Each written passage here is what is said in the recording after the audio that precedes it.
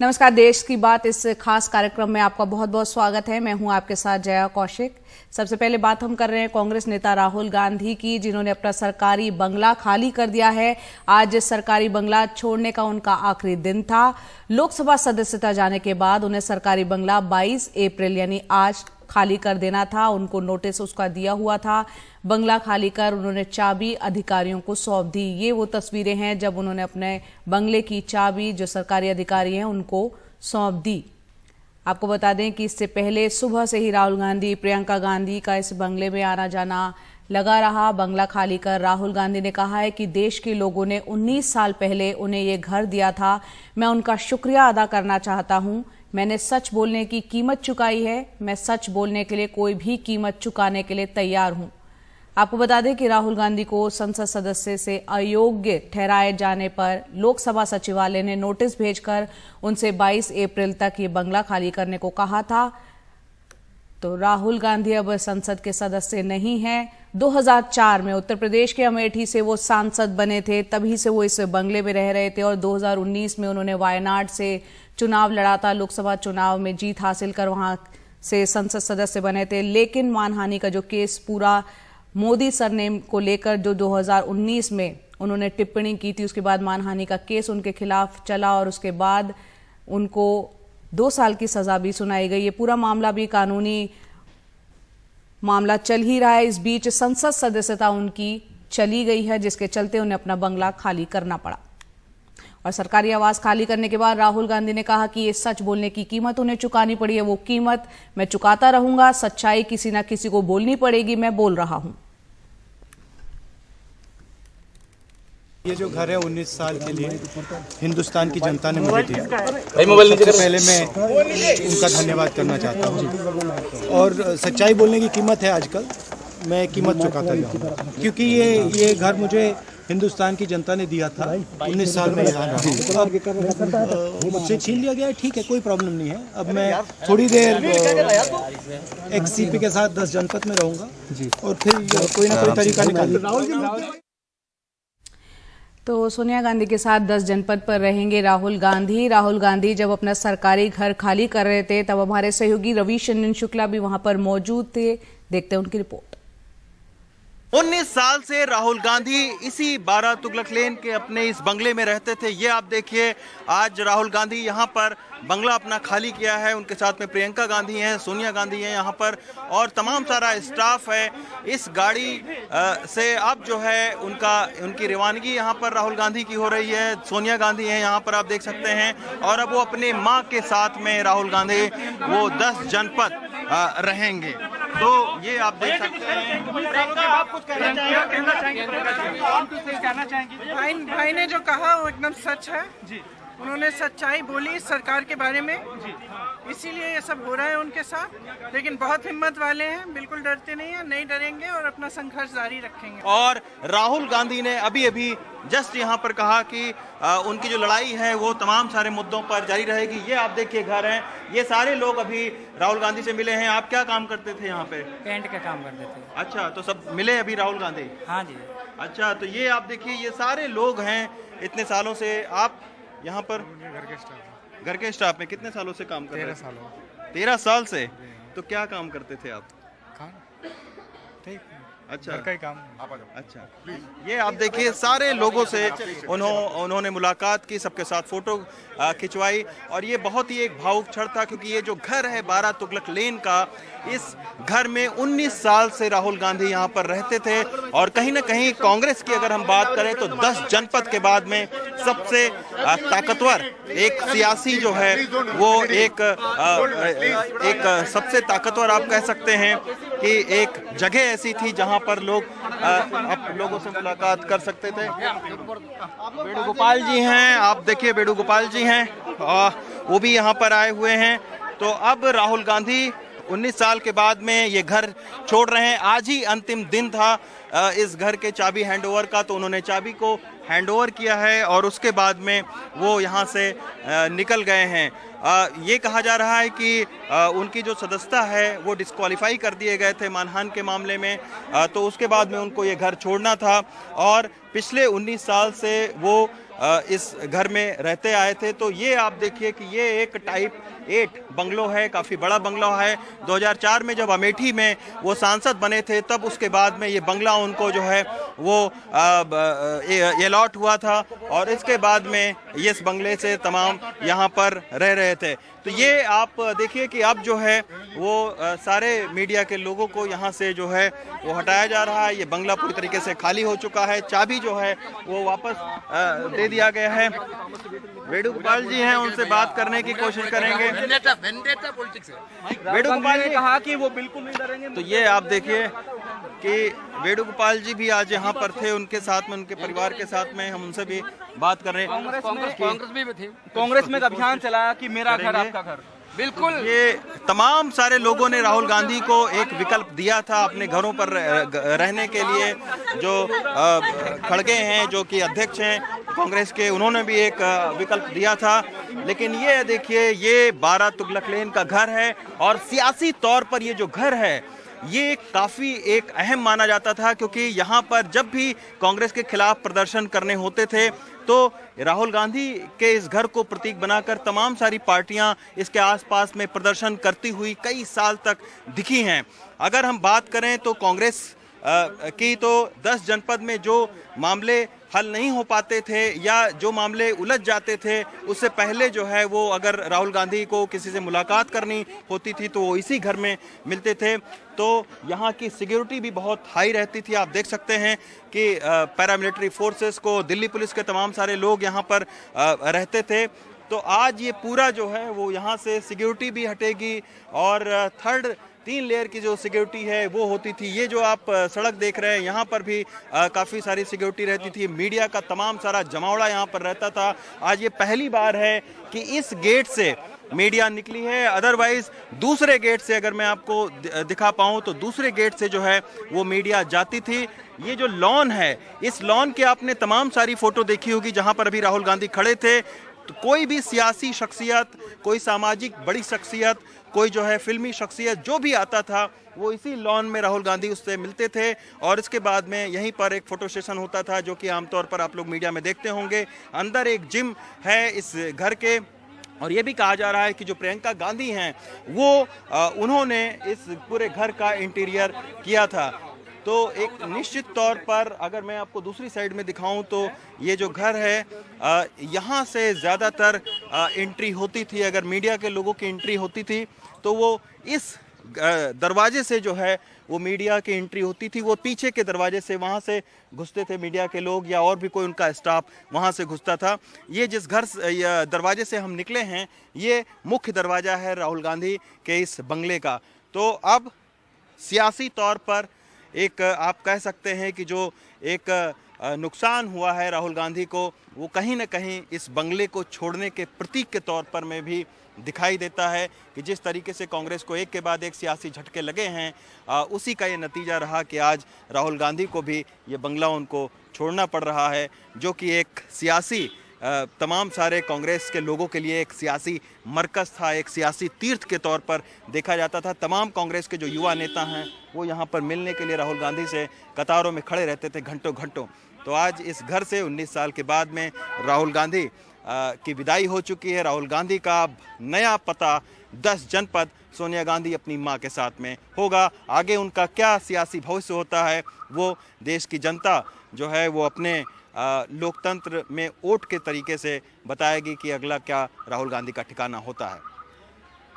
नई दिल्ली से अशोक महाले के साथ रवीश रंजन शुक्ला, एनडीटीवी इंडिया। और हमारे सहयोगी रवीश रंजन शुक्ला 12 तुगलक लेन पर ही मौजूद है, सीधा उन्हीं का रुख करते हैं। रवीश, आप वहां पर मौजूद थे जिस वक्त ये बंगला खाली किया जा रहा था और वो चाबी हाथ में थमाई जा रही थी सरकारी अधिकारी की, वो बंगला जिसमें कि राहुल गांधी पिछले 19 साल से रह रहे थे। काफी भावुक क्षण रहा होगा राहुल गांधी के लिए भी, क्योंकि एक सियासी परिपक्वता की बात करें, कई अनुभव जीवन के उन्होंने इस घर में रहते हुए लिए हैं और घर खाली करने की जो तस्वीर है, क्या उन्हें आने वाले वक्त में, जिस सियासी झटके को आप कह रहे हैं, आने वाले वक्त में सियासी फायदा भी पहुंचा सकता है? आज बिल्कुल कोशिश कांग्रेस की यही है कि जिस तरीके से एक सादे तरीके से उन्होंने अपने बंगले को छोड़ा है। हमने कई बार इसी लुटियन जोन में देखा कि तब तमाम सारे जो नेता हैं वो बंगले को खाली नहीं करते हैं, सामान को फेंकना पड़ता है, प्रदर्शन होते हैं, तमाम सारी चीज़ें हम लोग इस लुटियन जोन के बंगलों में देख चुके हैं। क्योंकि आमतौर पर बड़े बंगले होते हैं और कोई भी नेता जब यहाँ से छोड़ता है तो उसको अच्छा नहीं लगता है, क्योंकि यहाँ तमाम सारी सुख सुविधाएं होती हैं। लेकिन इस लुटियन जोन के बंगले की जो हकीकत यही है कि जब तक जनता जनार्दन चाहती है तब तक आप इस तरीके के बंगले में रह सकते हैं। जब जनता जनार्दन नहीं चाहेगी तो आप इस बंगले को आपको खाली करना पड़ेगा। तो संदेश देने की यही कोशिश रही राहुल गांधी की कि उन्होंने तय सीमा के अंतर्गत जो है वो बंगला छोड़ दिया, एक सादे तरीके से छोड़ा। कोई वेणुगोपाल के अलावा कोई कांग्रेस का जो है कोई छोटा बड़ा कोई नेता मौजूद नहीं था। सोनिया गांधी जरूर मौजूद थी, किसी से मेरी बात हो रही थी जो अंदर काम करते थे, वो लोग बोल रहे थे कि 19 साल से जो सोनिया गांधी का जो बेटा है और राहुल गांधी वो खुद इस बंगले में रहता था, तो इसी की वजह से एक माँ का भी लगाव था। सोनिया गांधी भी तमाम बार जो है आती रहती थी वहाँ पर, तो इसीलिए जो विदाई का क्षण था तो उसमें उनकी माँ भी मौजूद थी। लेकिन जया, मैं अब 12 तुगलक लेन से जो राहुल गांधी का नया जो पता है 10 जनपद, ये जो पता है वो अब राहुल गांधी का नया पता है। 10 जनपद जो कि सोनिया गांधी का घर है, अब वो यार यहाँ पर रहने के लिए आ गए हैं। मीडिया का जो अटेंशन है वो अब 12 तुगलक लेन से हट कर आप कह सकती हैं कि ये 10 जनपद में होगा। और जैसा आप बता रही थी कि तमाम सारी राजनीतिक परिपक्वता, राजनीति का जो सियासी जो पहाड़ा होता है वो राहुल गांधी ने 12 तुगलक लेन से सीखा। वो जनता तय करेगी कि वो अच्छा सीखा या खराब सीखा, उसका कितना उनको फ़ायदा मिला, कितना उनको नुकसान हुआ, ये जनता तय भी कर रही है। और आने वाले वक्त में तय होगा कि उनका सियासी भविष्य क्या होगा। लेकिन निश्चित तौर पर कांग्रेस के लिए एक बड़ा ये झटका है और कहीं ना कहीं सियासी तौर पर जो उनके वो एक के बाद एक झटके मिल रहे हैं, तो उसी का ये नतीजा रहा कि आज 19 साल पुराना उनको बंगला छोड़ना पड़ रहा है।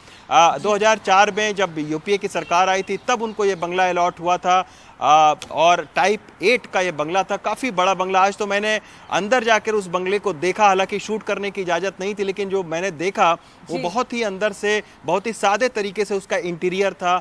उसकी हम लोग शूट नहीं कर पाए उसको, लेकिन जिम था, एक लॉन था और जिस लॉन पर आज राहुल गांधी मीडिया को संबोधित कर रहे थे उस लॉन की तमाम सारी पिक्चरें हम लोग देखते थे। जब कोई नया पार्टी का लीडर ज्वाइन करना होता था या किसी से मिलना होता था तो आमतौर पर वहाँ का स्टाफ यही बताता था कि वो घर के अंदर के बजाय बाहर लॉन में जो है वो मिलना ज़्यादा लोगों से पसंद करते थे। तो यही वजह रही कि काफ़ी दिनों से जो है वो शिफ्टिंग की प्रक्रिया चल रही थी। आज भी हमने देखा कि 3 बार जो है राहुल गांधी, प्रियंका गांधी सुबह भी आए थे, फिर 12 बजे आए, फिर अभी दोपहर को जो है वो उनकी अपनी माँ के साथ में वो आए। तो एक जुड़ाव तो था ही उनका, तभी वो इतनी बार आए। वरना आजकल जब लुटियन जोन खाली करना होता है तो यहाँ खाली करते वक्त नेता नहीं दिखाई पड़ते हैं, सिर्फ उनके कारिंदे या उनके नौकर दिखाई पड़ते हैं, क्योंकि घर छोड़ना होता है इतने सालों के बाद में तो आदमी वैसे भी बड़ा एक उसके लिए एक भावुक लम्हा होता है। तो आमतौर पर हमने देखा कि जब भी लुटियन जोन के बंगले खाली होते हैं तो नौकर खाली करवाते हैं या कुछ चुटवैया कार्यकर्ता जो है वहाँ रहते हैं। लेकिन आज हमने देखा कि भाई उनका परिवार पूरा वहाँ पर आया हुआ था, तो एक जुड़ाव तो था ही उस बंगले से। तो अब देखना होगा कि आखिर, और एक बात और भी है जया कि जब भी सियासी मसले इस 10 जनपद से नहीं हल होते थे तो वो जो सियासी मसले हैं कांग्रेस के वो 12 तुगलक लेन जाते थे। मुझे एक बार याद है कि भूपेश बघेल और टीएस देव का जब झगड़ा हुआ था, मैं खुद कवर कर रहा था, तो बाकायदा वहाँ पर मुलाकात हुई। हमने ये भी दौर देखा है कि जब डीयू के चुनाव में एनएसयूआई जीतते थे, जब युवा नेता जीतता था तो वो सीधे 12 तुगलक लेन राहुल गांधी से मिलने जाता था। सैकड़ों की तादाद में लोग वहाँ पर जाते थे उनसे मिलने के लिए। हमने वो दौर भी देखा है कि जब सत्ता में थे तो दूसरी जो विरोधी पार्टियां थी वो राहुल गांधी के उसी बंगले को प्रतीक बनाकर वहाँ धरने प्रदर्शन करती थी। तो एक सिक्योरिटी के भी लिहाज से बहुत वहाँ पे पैरामिलिट्री फोर्स, दिल्ली पुलिस का जमावड़ा रहता था। खैर, अब ये शिफ्ट हो गया है, अब ये नया ठिकाना हो गया राहुल गांधी का। 10 दिखा रहे हैं अपने बैकग्राउंड में, वही उनका नया ठिकाना है जो कि इस वक्त सोनिया गांधी का घर 10 जनपद के बाहर आप मौजूद है, वही अभी फिलहाल राहुल गांधी वहीं रहेंगे। बहुत बहुत शुक्रिया रवीश इस पूरी जानकारी के लिए।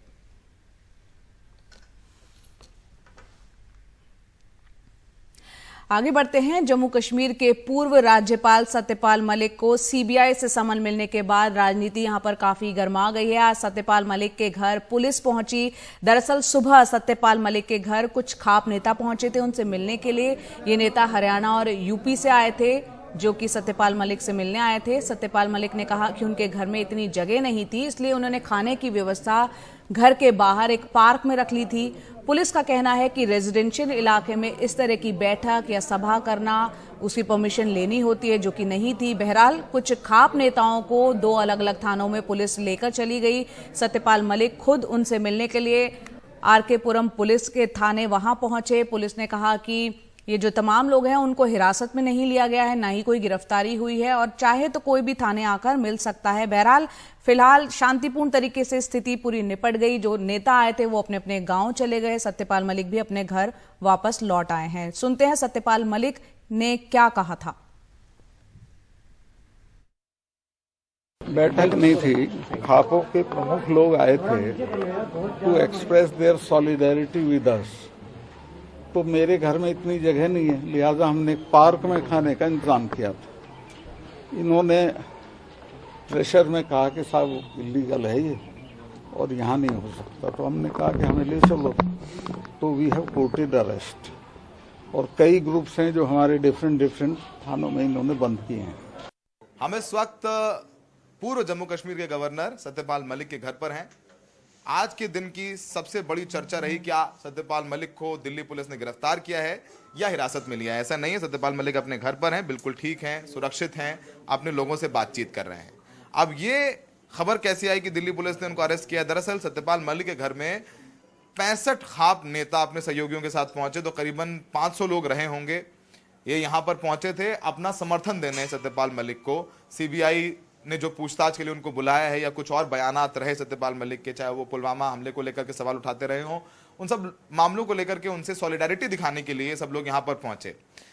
सत्यपाल मलिक का घर छोटा है, अब वो गवर्नर नहीं है तो सरकारी आवास नहीं है, तो उन्होंने खाने पीने का इंतजाम अपनी सोसाइटी के पार्क में किया था। तंबू लगा था, हलवाई लगे थे। दिल्ली पुलिस लगभग 11 साढ़े 11 बजे के करीब दिल्ली पुलिस के वहां पर पहुंचे। उन्होंने कहा कि रेजिडेंशियल एरिया है, यहां पर आप कार्यक्रम नहीं कर सकते हैं, अगर आपको पंचायत करनी है तो आप गांव चले जाइए। जबकि यहाँ पंचायत नहीं होनी थी, यहाँ पर वो मिलने आए थे सत्यपाल मलिक से। तो सत्यपाल मलिक ने कहा कि वो खाने का इंतजाम उन्होंने पार्क में किया है, इसको लेकर के कहा सुनी हुई और पुलिस ने तंबू उतारना शुरू किया। मलिक ने बात करी, जो सीनियर अधिकारी, उन्होंने कहा कि अगर आप बात करना चाहते हैं तो आप थाने आ सकते हैं, हम आपको रोक नहीं रहे, पर हम आपको हिरासत नहीं ले रहे हैं। उसके बाद सत्यपाल मलिक तमाम खाप नेताओं के साथ पहुंच गए। इसमें खाप नेता भी शामिल थे, भारतीय किसान यूनियन के तमाम वो नेता जिनको आपने किसान आंदोलन में देखा होगा, गुरनाम चढ़ूनी वगैरह भी मौजूद थे। कुछ थानों में उनको लेके गई पुलिस, बस में उनको लेके जाया गया और यहां से पूरा जो उनकी सोसाइटी से सबको हटा दिया गया। वहां पर काफी बातचीत हुई, इलाके के डीसीपी, एडिशनल डीसीपी मौजूद रहे, कोई कॉन्फ्रंटेशन नहीं हुआ, वाद विवाद नहीं हुआ। उन्हें समझाया मलिक साहब को कि रेजिडेंशियल एरिया आप अगर पंचायतें करना चाहते हैं तो गांव में जाइए। मलिक साहब ने कहा कि लोग उनसे मिलने आना चाहते हैं, उनका घर छोटा है, इसलिए उनका खाने का इंतजाम किया था। उनका किसी भी प्रकार का हंगामा खड़ा करने का मकसद नहीं था, कोई राजनीतिक कार्यक्रम नहीं कर रहे थे, बस खाने का इंतजाम उन्होंने पार्क में कहा था। तो तकरीबन 2-2.5 घंटे तक सत्यपाल मलिक आरके पुरम थाने में रहे। तो जो खाना यहां बना था उनके घर पर, वही खाना थाने में गया। वहां पर पुलिस ने भी अच्छे से बातचीत करी। वहां पर मलिक साहब और दूसरे खाप नेताओं ने वहीं पर ही खाना खाया और उसके बाद मलिक साहब अपने घर पहुंच गए हैं। 28 तारीख को सत्यपाल मलिक से सीबीआई पूछताछ करेगी और सीबीआई भी पूछताछ करने के लिए उनके घर पर यहां पर आएगी साउथ दिल्ली में। फिलहाल इस बात को लेकर के काफी चर्चा है कि क्या कुछ बयानों को लेकर के सत्यपाल मलिक से राजनीतिक बदले की भावना के तहत ये सब कार्रवाई हो रही है, तो तमाम सवालात हैं। लेकिन दिल्ली पुलिस ने साफ कर दिया है कि ना मलिक साहब को उन्होंने अरेस्ट किया था, ना ही उन्होंने डिटेन किया था। तो फिलहाल सब कुछ शांत है, कोई हंगामा हल्ला नहीं हो रहा है। मलिक साहब भी अपने घर पर आ गए हैं, सुरक्षित, स्वस्थ, और बाकी खाप नेता भी अपने घरों को लौट गए। सहयोगी जेवियर थॉमस के साथ दिल्ली से सौरभ शुक्ला, एनडीटीवी इंडिया। दरअसल सत्यपाल मलिक ने हाल ही में जो इंटरव्यू दिया था उसमें पुलवामा का जिक्र किया था, भ्रष्टाचार का जिक्र किया था, यहां तक कि प्रधानमंत्री को लेकर भी उन्होंने कई सवाल खड़े किए थे। बहरहाल ये तमाम इंटरव्यू काफी सुर्खियों में रहा। उसके बाद गृह मंत्री अमित शाह ने जम्मू कश्मीर के पूर्व राज्यपाल सत्यपाल मलिक के आरोपों पर पलटवार किया है। एक न्यूज चैनल से आज उन्होंने कहा कि उनको ये बातें हमारा साथ छोड़ने के बाद ही क्यों याद आ रही है। अंतरात्मा उस वक्त जागृत क्यों नहीं होती जब लोग सत्ता में होते हैं। ये तमाम बातें गृह मंत्री ने कही। उन्होंने कहा कि सत्यपाल मलिक की बात सही है तो राज्यपाल रहते हुए वो चुप क्यों रहे। तो अमित शाह ने, गृह मंत्री ने सत्यपाल मलिक पर पलटवार किया है। उन्होंने कहा कि उनको ये बातें हमारा साथ छोड़ने के बाद ही क्यों याद आ रही हैं। अंतरात्मा तब जागृत क्यों नहीं होती जबकि लोग सत्ता में होते हैं। सत्यपाल मलिक की बात सही तो राज्यपाल रहते हुए चुप क्यों रहे। उन्होंने कहा कि कोई भी अपने सियासी स्वार्थ के लिए कुछ कहता है तो उसका मूल्यांकन जनता को भी करना चाहिए। सरकार ने ऐसा कुछ नहीं किया जिसे छुपाना पड़े।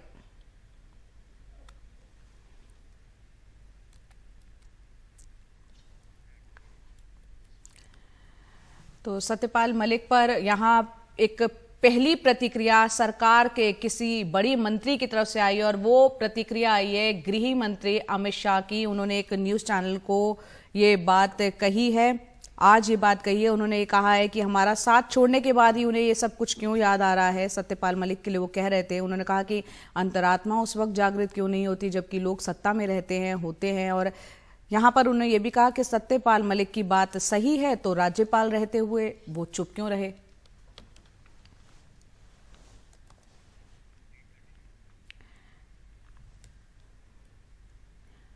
और कर्नाटक विधानसभा चुनाव नजदीक है और सियासी दलों के बीच जुबानी जंग भी जारी है। गृह मंत्री अमित शाह ने ये समाचार चैनल को कहा है तमाम बातें जो हमने आपको बताई। उन्होंने कहा कि कांग्रेस ने असंवैधानिक तरीके से मुस्लिमों को 4% आरक्षण दिया था। कर्नाटक में हम जानते हैं अभी चुनाव है, उनका ये बयान अब यहाँ पर गृह मंत्री का आया है। उन्होंने कहा है कि कांग्रेस ने असंवैधानिक तरीके से मुसलमानों को 4% आरक्षण दिया था, लेकिन बीजेपी ने इसे खत्म कर दिया और पात्र लोगों को अधिकार दिया। इस दौरान अमित शाह ने कांग्रेस पर भी निशाना साधा। 70 साल में देश के भीतर 2 देश बनाने का काम किया गया। तो यहाँ पर हमलावर रहे अमित शाह। आगे बढ़ते हैं और बात करते हैं पश्चिम बंगाल की, जहां पर उत्तर दिनाजपुर में आज जमकर हिंसा हुई है। कालियागंज इलाके में एक नाबालिग लड़की की मौत को लेकर हिंसा हुई। मृतक लड़की के परिवार का यह आरोप है कि उसके साथ रेप किया गया। और साथ ही आपको बता दें कि पुलिस ने प्रदर्शनकारियों को रोकने के लिए यहां पर लाठीचार्ज किया, आंसू गैस के गोले छोड़े।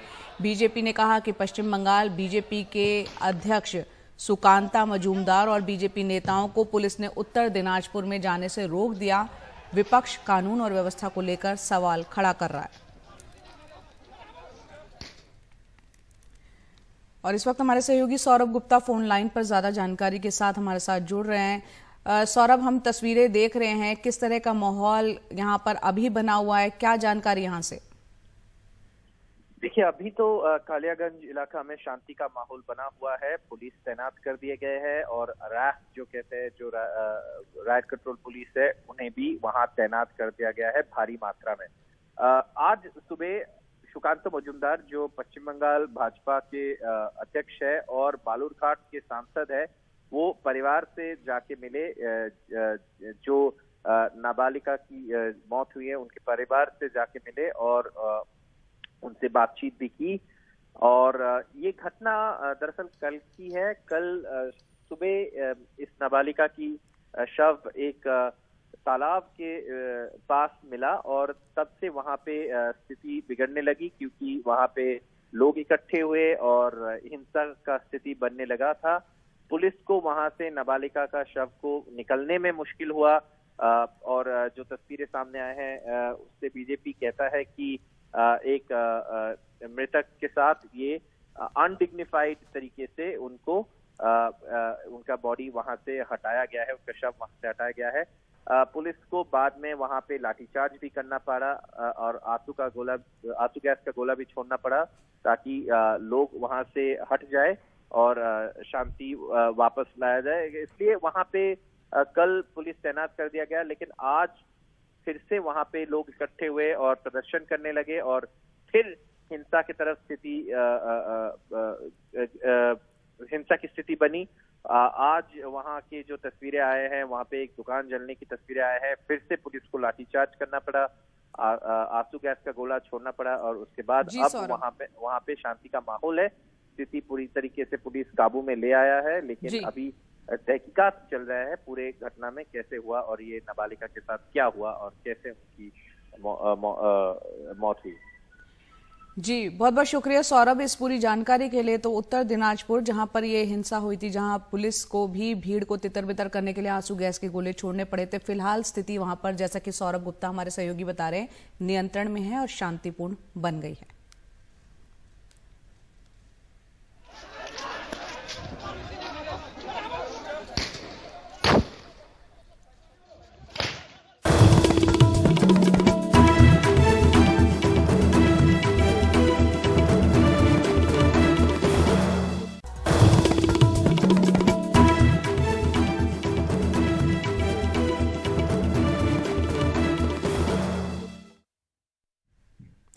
बिहार के नालंदा से खबर, जहां आज हुए धमाके से अफरा तफरी यहां पर मच गई। बिहार शरीफ के पहाड़पुरा मोहल्ले में यहां धमाका हुआ। इस धमाके में 2 लोग घायल हुए हैं। नालंदा के डीएम और एसपी मौके पर पहुंचे। जांच के लिए एफएसएल की टीम को भी बुला लिया गया। यहां पर घटनास्थल पर खून के निशान मिले हैं। नालंदा के बिहार शरीफ में आपको बता दें कि रामनवमी के मौके पर भी यहां पर हिंसा भड़की थी। उस दौरान कई लोगों को गिरफ्तार किया गया था। सर, अभी तक प्रारंभिक जांच में क्या पता चला है सर? देखिए, जांच करेगी एफएसएल की टीम। हम लोग बहुत साइंटिफिक जांच नहीं कर पाएंगे, लेकिन अंदर से देखने से तो ऐसा कोई धमाका जैसा नहीं लग रहा है, क्योंकि चादर बंधा हुआ है, वो टेम्पररी स्ट्रक्चर है, फिर भी उसमें कहीं कोई ताला नहीं है, कुछ डैमेज नहीं, तो बड़ा धमाका टाइप का तो कुछ नहीं लग रहा। सर, खून के धब्बे और कुछ बारूद के अंश भी वहाँ पर देखे? बारूद का कोई अंश नहीं दिखा हम लोग। अभी तो हम लोग घूम के खोजे हैं, ऐसा कुछ नहीं दिख रहा है। इसीलिए हम लोग सशंकित है कि धमाका जो बोल रहे हैं लोग, तो उसको एफएसएल बताएगी क्या हुआ है। हम लोग यहाँ सत्यापन करने आए और जो झोपड़ी है उसको देखा गया। सरफेस पे ऊपर लेफ्ट राइट कहीं कोई ऐसा निशान नहीं है जिससे कि जले हुए का हम लोग एविडेंस देख पाएँ। ठीक है, तो ऐसा कुछ दिखा नहीं है। तो प्रथम दृष्टया किसी प्रकार का संकेत नहीं है कि कोई ब्लास्ट हुआ है, लेकिन फिर भी हम एफएसएल को बुला रहे हैं जो साइंटिफिक एग्जामिनेशन कर पाए पूरे झोपड़ी की कि उसमें क्या था। कुछ ब्लड स्टेन है और 1-2 लोग इंजर्ड बताए गए हैं, तो उनको ट्रेस किया जा रहा है वो कहाँ गए हैं। वो अभी हॉस्पिटल में नहीं, तो पता कराया जा रहा है, तो उनका बयान भी रिकॉर्ड किया जाएगा एग्जैक्टली हुआ क्या।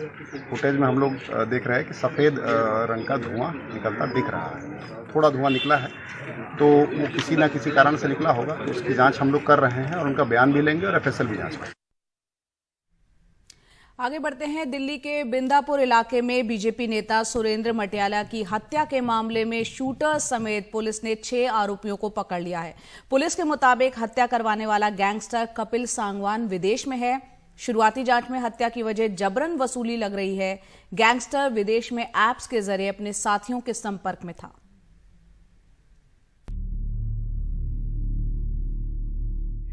बीजेपी नेता सुरेंद्र मटियाला की हत्या के आरोप में दिल्ली पुलिस ने 6 आरोपियों को पकड़ लिया है, जिसमें 2 नाबालिग हैं। इनमें एक शूटर योगेश है जो झज्जर का रहने वाला है। बाकी शोभित, अरुण और दीपक हैं, जबकि एक शूटर फरार है। पुलिस के मुताबिक हत्या लंदन में बैठी गैंगस्टर कपिल सांगवान ने कराई है।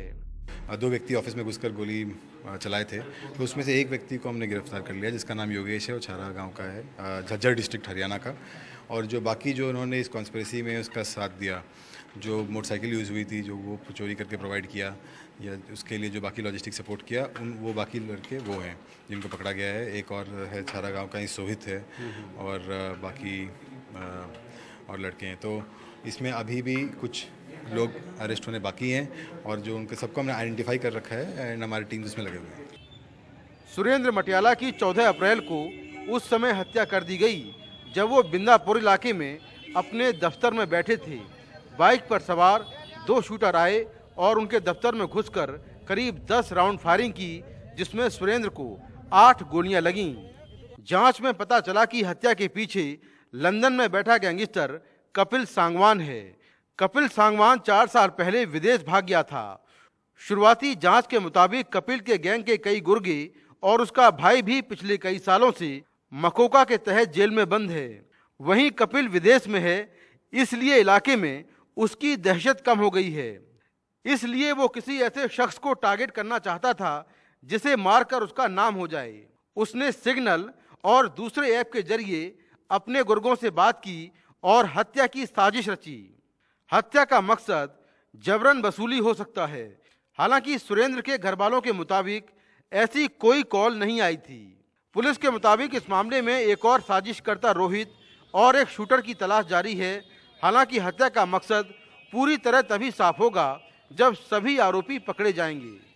देखिए, इनका संबंध एक एब्सकॉन्डिंग क्रिमिनल है कपिल संगवान, उससे इनसे कनेक्शन आया है। बट अभी जब फर्दर और लोग अरेस्ट होंगे तब ये पूरा चीज़ क्लियर होगा कि इन्होंने एग्जैक्टली किस पर्पज से इस चीज़ को प्लान किया। इसके पीछे मोटिव क्या है, क्यों मारा, इसको वजह क्या है?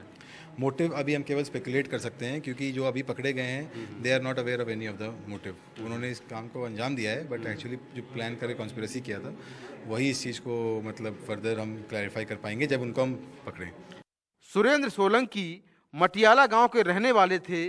वो बीजेपी के टिकट पर पार्षद का चुनाव भी लड़ चुके हैं और नजफगढ़ में बीजेपी किसान मोर्चा के अध्यक्ष भी रह चुके हैं।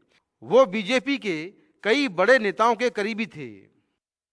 सिद्धू मूसेवाला का मर्डर हो या हाल में हुई दूसरी हत्याएं, ये नया चलन है कि विदेश में बैठे गैंगस्टर भारत की जेलों में बंद अपने गुर्गों के साथ मिलकर हत्याओं की साजिश करते हैं और फिर उन्हीं के इशारे पर उनके गुर्गे भारत में हत्याओं को अंजाम देते हैं। ऐसे में पुलिस मुख्य आरोपी तक नहीं पहुंच पाती है। नई दिल्ली से कैमरामैन कानन पात्रा के साथ मैं Mukesh Singh Sengar, NDTV India. IIT Madras के हॉस्टल में एक और छात्र ने आत्महत्या कर ली है। मृतक छात्र महाराष्ट्र का था। केमिकल इंजीनियरिंग की वो पढ़ाई कर रहा था। आईआईटी मद्रास में 4 महीने में इस तरह की ये चौथी घटना है जिससे कि यहां पर हड़कंप मच गया है। पुलिस ने कहा कि मृतक छात्र मूड स्विंग्स की समस्या से जूझ रहा था। मृतक छात्र ने कहा था कि किसी के पास उसके लिए वक्त नहीं है, ये पुलिस का कहना है। एक नोट मिला है जिसमें दोस्तों को अच्छे व्यवहार के लिए शुक्रिया लिखा गया है। इससे पहले अप्रैल की शुरुआत में 32 साल के छात्र ने आत्महत्या की थी और उससे पहले मार्च में 3rd ईयर के छात्र ने आत्महत्या की थी। 20 साल का यह छात्र आंध्र प्रदेश का रहने वाला था। वहीं फरवरी में भी महाराष्ट्र के एक छात्र ने आत्महत्या कर ली थी।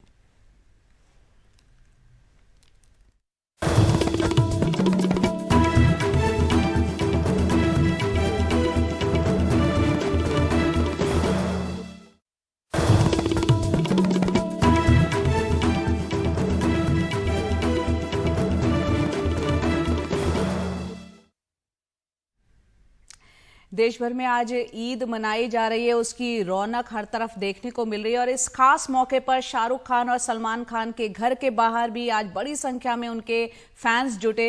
शाहरुख खान अपने बंगले मन्नत के बाहर अपने बेटे अबराम के साथ आए और फैंस को ईद की मुबारकबाद दी।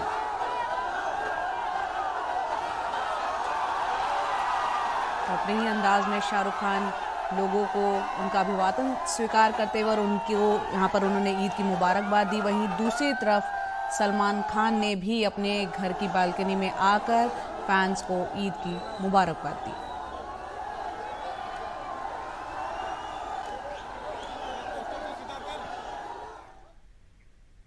मुंबई की ही बात कर ले तो यहाँ इस वक्त तपती हुई गर्मी के बीच कैसे मनी मुंबई में ईद, किस तरह से बच्चों में यहाँ पर जोश देखने को मिला और सलमान खान के फैंस चिलचिलाती हुई धूप में उनकी फिल्म देखने के लिए टिकट काउंटर पर किस तरह से डटे हुए दिखे। देखते हैं पूरी ये रिपोर्ट। ईद मुबारक आपको। आपको भी मुबारक। दर्शकों को आप बोलना चाहोगे ईद मुबारक? सबको ईद मुबारक बोल दो। सबको ईद मुबारक। तपती धूप ने ईद का जोश कम नहीं किया। मुंबई के माहिम दरगाह की तस्वीरें हैं। बच्चों में उत्साह देखने लायक था। आज का दिन बहुत बड़ा है। सब एक जो दुश्मनी रहती है आपस में वो सबको खत्म करना चाहिए। और जो दुश्मन रहते हैं वो भी आज के दिन गले मिलते हैं। जो दुश्मनी लोग रहते हैं वो भी आज गले मिलते। ग्रुप में कोई दुश्मन है आपका? नहीं नहीं नहीं, सब दोस्तों। कहाँ से हैं? हम लोग नागपुर से हैं। नागपुर से। तो आप लोग यहाँ पे माहिम दरगाह घूमने के लिए आए हैं? ईद यहीं पे सेलिब्रेट करने के लिए। तो ये पहली 5 साल में पहली बार आप लोग मुंबई आके आप लोगों ने पहली बार। कितना बड़ा त्योहार है, इसकी महत्ता आप बताना चाहेंगे? इसे हम लफ्ज़ों में बयान नहीं कर सकते मैम। ये हमारे लिए हमारे जान से बढ़कर ये एक त्यौहार है जिसे हम पूरी शिद्दत से और पूरी ईमान से हम इसे सेलिब्रेट करते हैं। पूरे साल के 365 दिन होते हैं ना मैम, हर दिन हमारे लोग के लिए ईद है। हिंदुस्तान वाले लोग सब एक जगह हो जाए तो हम लोग हर दिन ईद बना देंगे। बस हम लोग यही चाहते हैं कि हिंदू मुसलमान मिलजुल के रहे, बस ये नेता लोग को जो आप जरा कान में बात डालो कि हिंदू मुसलमान नहीं करे, हमको मिलजुल के रहने दो, बस इसी में हम लोग की ऐसी कोई समस्या आपको नहीं हो रही ना? ये लग रहा है कि कहीं से भी बांटने की कोशिश हो रही है। कोई समस्या समझ नहीं चल रही है, बस सब हिंदू मुसलमान हो रहे हैं, बस जब मिलजुल के रहे ऐसा कान में बात डालो नेता लोग के पास। महाराष्ट्र के कई जिलों में पारा 40 के पार है। मुंबई में अधिकतम तापमान 32 से 37 डिग्री के बीच बना हुआ है, लेकिन कोरोना के बढ़े मामले हों या फिर चिलचिलाती धूप, त्योहार का रंग कायम रहा।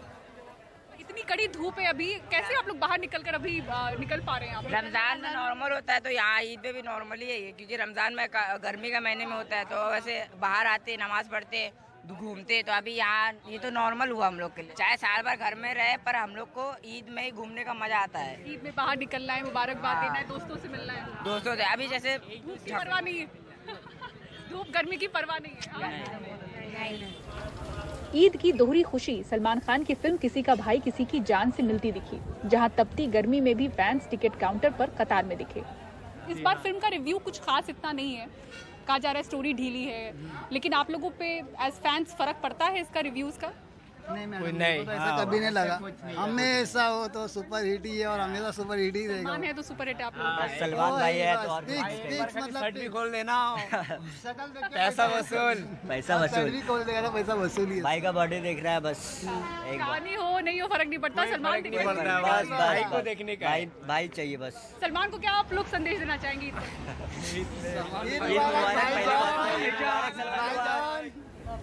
स्ट्रीट एनालिस्ट तरन आदर्श के दिए आंकड़ों को देखें तो ईद के मौके पर रिलीज हुई पिछली फिल्मों की तुलना में सलमान की किसी का भाई किसी की जान की पहले दिन की ओपनिंग फीकी दिखी। हालांकि ये ओपनिंग डे की कमाई 15 करोड़ 81 लाख रुपए ईद के एक दिन पहले की थी। शनिवार यानी कि ईद के दिन की कमाई पर अब नजरें टिकी हुई हैं। देखते हैं 2019 में ईद के मौके पर आई सलमान की भारत का 42 करोड़ की कमाई का आंकड़ा किसी का भाई किसी की जान पार कर पाती है या फिर नहीं।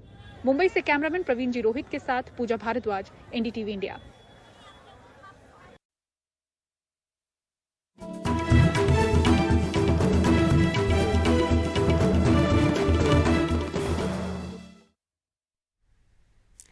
मास्टर ब्लास्टर सचिन तेंदुलकर की ऑस्ट्रेलिया के खिलाफ शारजाह में खेली गई ऐतिहासिक पारी के आज 25 साल पूरे हो गए हैं। दरअसल 22 अप्रैल यानी आज ही के दिन 1998 को तेंदुलकर ने ऑस्ट्रेलिया के खिलाफ यूएई की गर्मी में एक असाधारण पारी खेली थी। 1998 में सचिन तेंदुलकर ने आज ही के दिन ऑस्ट्रेलिया के खिलाफ 131 गेंदों में 143 रन की पारी खेली थी। इस दौरान उन्होंने 9 चौके और 5 छक्के जड़े थे। ये पारी डेजर्ट स्टॉर्म के नाम से मशहूर हुई थी और इसे सचिन तेंदुलकर के करियर के सबसे शानदार शतकों में से एक माना जाता है, जिसका जश्न मनाया जा रहा है। इस मौके पर सचिन मुंबई में एक खास कार्यक्रम में शामिल हुए और केक काटा। कल सचिन तेंदुलकर का जन्मदिन भी है।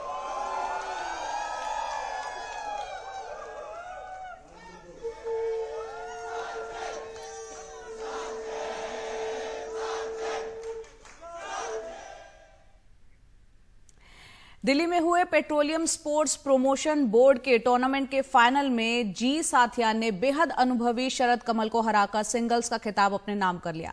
बड़ी बात यह है कि इस टूर्नामेंट को दोनों चैंपियन खिलाड़ी चीन के होंगझोउ में सितंबर अक्टूबर में होने वाले एशियाड की तैयारी की एक कड़ी मान रहे हैं। टेबल टेनिस के गोल्डन एज के ये खिलाड़ी फिर से एशियाड और ओलंपिक्स में इतिहास बनाने का ख्वाब पाल रहे हैं। वैसे तो यह टूर्नामेंट पेट्रोलियम का था और लेकिन इस टूर्नामेंट की वही अहमियत है टेबल टेनिस में जो शायद मुंबई की एक इंडियन क्रिकेट टीम में होती थी और दो चैंपियन खिलाड़ी, इंडिया के दो बेस्ट खिलाड़ी, कई सालों से आप देख रहे हैं दोनों चेहरों को। साथियों, सबसे पहले शरद कमल को हराना और इस तरह से इतना कॉम्पिटिटिव होके, आपसे 10 साल सीनियर है, कितना बड़ा एकम्प्लिशमेंट है आपके लिए? ये काफ़ी टाइम से अभी शायद हम फाइनल्स में खेलने लगे हैं, तो हम दोनों से ज़्यादा आई थिंक ये टेबल टेनिस के लिए बहुत अच्छा है। और लोग हमेशा मैंने काफ़ी बार सुना है हमारा दो फाइनल्स देखने के लिए रिकॉर्ड नंबर्स वॉच कर रहे हैं और टेबल टेनिस में बहुत एंथुसियाज्म काफ़ी बड़ा है, तो I think it's good for the sport. And मैं पहली बार इंटर PSV भी जीत रहा हूँ, तो ये मेरे लिए एक स्पेशल था कि ONGC के लिए ये टाइटल जीतूँ। और नो शरद भैया को शादी के बाद आपका सबसे बड़ा है। यस डेफिनेटली, थैंक यू याद दिलाने के लिए।